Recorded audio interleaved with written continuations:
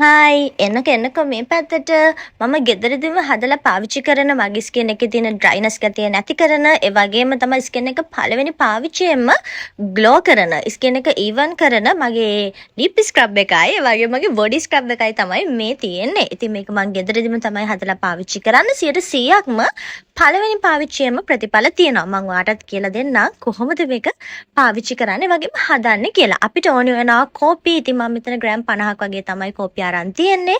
මේ ප්‍රමාණය ඔයගොල්ලන්ට අඩු වැඩි කරලා එකතු කරගන්න පුළුවන්. ඊට පස්සේ අපිට ඕන වෙනවා දුඹුරු සීනි, ඒ වගේම තමයි බීට්‍රූට් පවුඩර් එක ඕනි වෙනවා. ඒ වගේම සූතින් ජෙල්, ඒ වගේම තමයි මම මෙතන රෝසිප් ඔයිල් ඇඩ් කරලා තියෙනවා. ස්කින් එක පැහැපත් කරන්න, ඒ වගේම ස්පොට්, ඒ වගේම තමයි බම්ස් මේ දේවල් නැති කරලා හොඳ ග්ලෝවින් ගතියක් ගන්න. ඒ වගේම තමයි මේ පැන එකතු කරලා තියෙනවා. මේ ඉන්ග්‍රීඩියන්ට් ටික එකතු කරලා මෙන්න මේ විදිහට ස්ක්‍රබ් එක හදලා පාවිච්චි කරත් ඔයාට තේරෙයි පළවෙනි වතාවෙම වාගේ තියෙන ඩල් ස්කින් එක වගේ තමයි ඩ්‍රයි ස්කින් එක නැති වෙලා ස්කින් එක ගොඩාක් පැහැපත් වෙලා කියලා. ඉතින් ඔයාලට මේක සතියට දෙවතාවක් පාවිච්චි කරන්න පුළුවන්. ඒ වගේම තමයි පළවෙනි වතාවෙම මේකට ආගේ රිසල්ට් එක පේනවා. ඒ වගේම තමයි මූණට පාවිච්චි කරන්න එපා. මොකද ඔයිල් ගතිය තියෙන හින්දා පිම්පල්ස් එන්න පුළුවන් ඔයිල් ස්කින් එකක් තියෙන කෙනෙක්ට.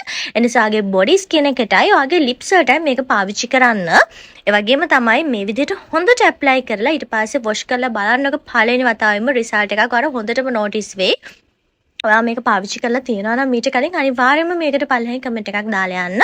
සහ අනිවාර්යයෙන් මතක තියාගන්න මම කිව්ව ඉන්ග්‍රීඩියන්ට් ටික තියනවානේ. අනේ ඒ ඉන්ග්‍රීඩියන්ට් ටික එකතු කරලා මේක හදලා බලන්න. ඒ වගේම ඔයාට මේක වතුර යන්නේ නැති විදිහට හොඳට සීල් කරලා මේ වගේ ග්ලාස් බොටල් එකක් හදාගත්තොත් ඇත්තට මාස 2-3ක් වුණත් කිසිම ගැටලුවක් නැතුව පාවිච්චි කරන්න පුළුවන්. එහෙනම් ඔයා try කරලා බලලා කමෙන්ට් එකක් දාන්න අමතක කරන්න එපා.